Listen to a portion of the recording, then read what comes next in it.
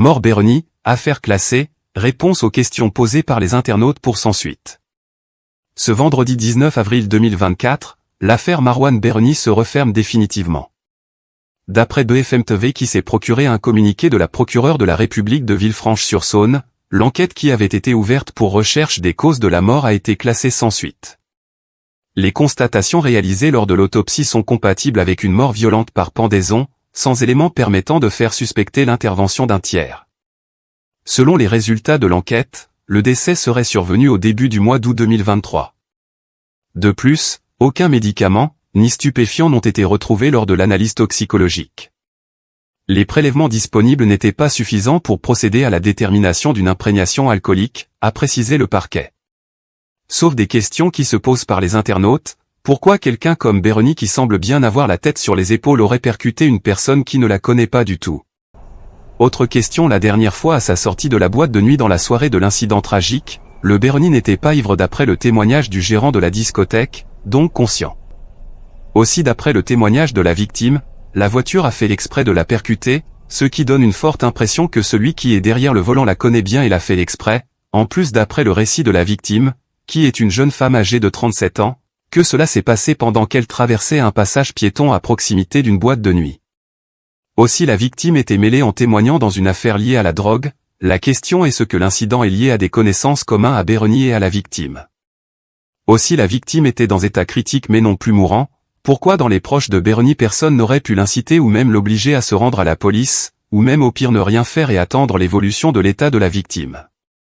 La dernière question: c'est bizarre que seulement d'un mois avant l'incident, exactement au mois de juillet, car l'incident s'est produit le 3 août 2023 peu après 23 heures, et lors de sa rencontre le Bernie avec Nathalie Marquet et durant une discussion au sujet de l'affaire Palmade, le Bernie répond catégoriquement: si je tue quelqu'un, je me foutrai en l'air. L'étonnant que ce scénario s'est réellement reproduit, sauf que la victime n'est pas morte et une de ses voisines au cours d'une interview avec la presse, cette voisine explique et insiste sur le fait que si Bernie était au courant de l'état de la victime qui s'est amélioré progressivement, il n'aurait pas pu mettre fin à sa vie et la fin aurait une autre tournure. La question se pose: est-ce que c'est une sorte de malédiction qui a touché la famille Bernie qui a perdu en des fins tragiques les deux uniques enfants, un tué et l'autre qui s'est suicidé? En résumé, selon les internautes, deux possibles scénarios se présentent. Soit le Bernie prenait des produits forts à un point qu'il ne voit que du brouillard, ou ses boissons contenaient mélange de drogue et autres. Donc il voyait des images fictives et a pu considérer la victime comme un mauvais prédateur qu'il faut l'éliminer, et c'est le cas des consommateurs de drogue. Soit le second scénario, c'est qu'il y avait quelqu'un avec lui dans la voiture en complicité avec les personnes mêlées à la drogue dont la victime avait témoigné contre l'un d'eux, et qui est présenté comme une connaissance commune aux deux, à Bernie et à la victime. Or selon certains témoignages sur le terrain de cette nuit-là, le Bernie avait les clés de sa voiture et il était tout seul, il n'était en compagnie de personne. Donc il ne reste que le premier scénario concernant la prise d'un mélange dangereux qui a provoqué cette forte violence en conduisant sa voiture. Et le parquet a bien précisé que les prélèvements disponibles n'étaient pas suffisants pour procéder à la détermination d'une imprégnation alcoolique, puisque le cadavre restait longtemps exposé à l'air libre. La dernière fois où Bernie est vu vivant, c'est selon un documentaire inédit publié sur W9 le mercredi 6 décembre 2023, qui apporte le témoignage d'un couple qui a croisé Marwan Bernie, au lendemain de sa disparition. Jean-Luc et Aurélie Chapuis rentraient alors chez eux, à Corcelles en Beaujolais. On est sur cette route et au détour d'un chemin de terre qui sort, entre vignes et champs, je vois le personnage, explique le mari. Tu as vu? C'est Abdel de Plus belle la vie. Je suis une inconditionnelle. Je savais qu'il habitait à Fuissé, à quelques kilomètres de chez nous. Et dans nos petites routes de campagne, on ne s'attend pas à voir un grand acteur, dit l'épouse. Les deux font état d'un homme fatigué, barbu, habillé un peu en tenue de soirée estivale. C'était là, en pleine canicule, aux alentours de 15 heures. Il avait la tête un peu baissée.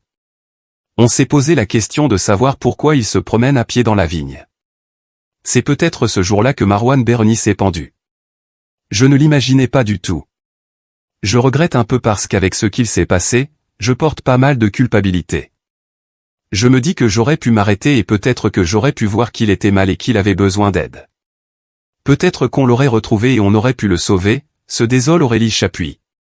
Et en réponse à toutes ces questions, c'est selon les témoignages de ses proches dans le même documentaire diffusé mercredi 6 décembre 2023 sur W9.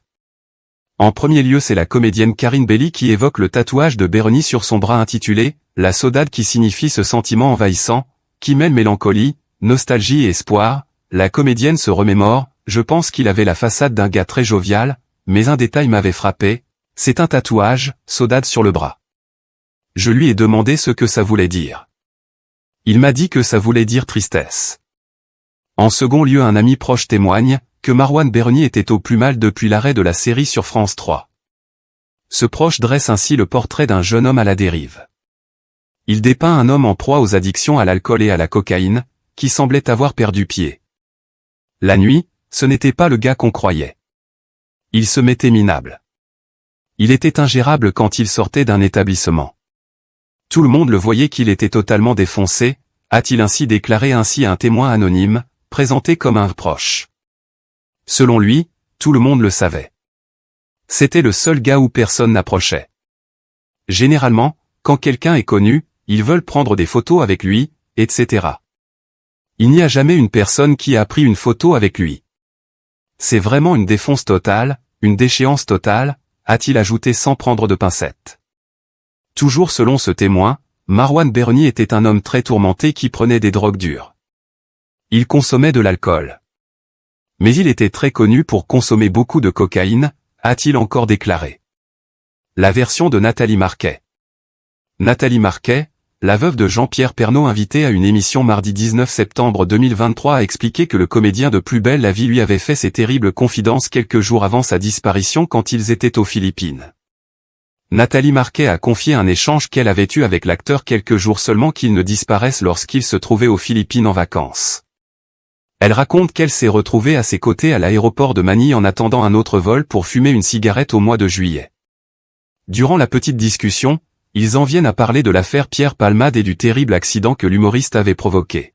« Si je tuais quelqu'un, je me foutrais en l'air. » Nathalie Marquet explique que Marouane Berni lui aurait dit « C'est quand même dingue ce qui lui est arrivé, il a foutu en l'air sa carrière. » La discussion se poursuit jusqu'à ce qu'il assène « Moi je ne supporterais pas, si je renversais quelqu'un, après je ne pourrais pas vivre et je me foutrais en l'air. » Et d'ajouter « Non je ne supporterais pas, tu te rends compte, si je tue quelqu'un, je me foutrais en l'air. » Nathalie Marquet explique qu'elle était choquée par ses propos et d'expliquer que ça dépendait des circonstances, des substances. Avant de lui dire « Mais tu penses à ta famille, ça serait une catastrophe. » D'autant plus que son frère avait été assassiné aux États-Unis. L'acteur de Plus belle la vie lui aurait répondu « Non je me foutrais en l'air. » Nathalie Marquet décrit Marouane Berni comme une personne pas du tout fragile. C'est quelqu'un de charmant, adorable, prévenant, souriant. C'est lui qui nous redonnait le moral. En espérant que cette discussion à l'aéroport n'avait rien de prémonitoire. En la fin de ce modeste récapitulatif concernant l'affaire Marouane Berni, la vérité sur ce qui s'est réellement passé reste un grand mystère et plein de points d'interrogation, entre les témoignages des uns et des autres. Est-ce que réellement il était tout seul derrière le volant, et s'il était seul était-il drogué, et dans ce cas qu'est-ce qu'il a pris comme produit? Et la principale question est ce qu'il avait contacté quelqu'un de ses proches au téléphone, est-ce que ce proche lui a assuré que la victime n'est pas morte, et que cela aurait pu sauver sa vie? Le mystère reste entier et la vérité est partie avec Berni, le seul acteur et auteur de cette affaire dont la fin est triste et aussi tragique.